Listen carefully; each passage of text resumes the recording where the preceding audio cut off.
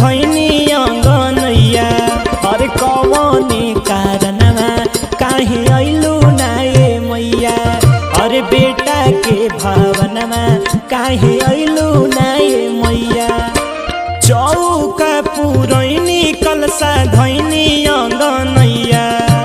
चौका पुरैनी कलसा धैनी अंगनैया हर कवने कारणवा काहे अइलू ना ए मैया अरे बेटा के भावनमा काहे अइलू ना ए मैया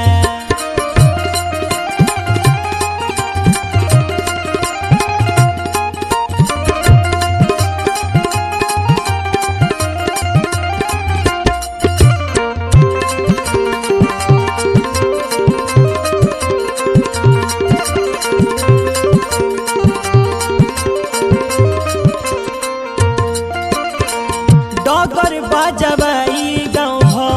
कैले रही शोर हो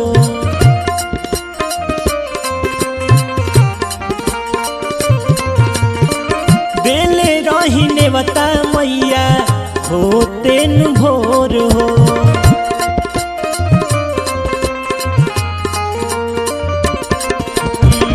डगर बाजबाई गाँव कैले रही शोर हो देले रही नेवता मैया होते न भोर हो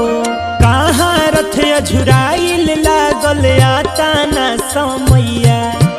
कहाँ रथ अझुराइल लागल आता ना समैया हर कवने कारणवा काहे अइलू ना ए मैया हर बेटा के भावनवा काहे अइलू ना ए मैया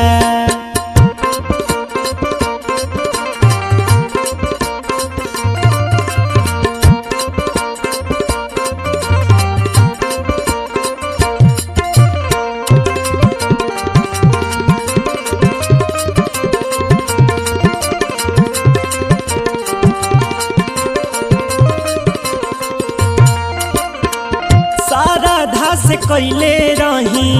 फूल तैयारिया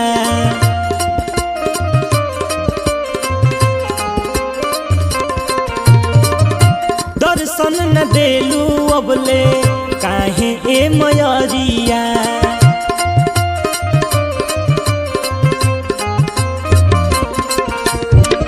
साराधा से कैले रही फूल तैयारिया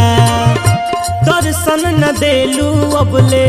काहे ए मयरिया मनमित नितिन करे बोला कवनी उपैया मनमित नितिन करे बोला कवनी उपैया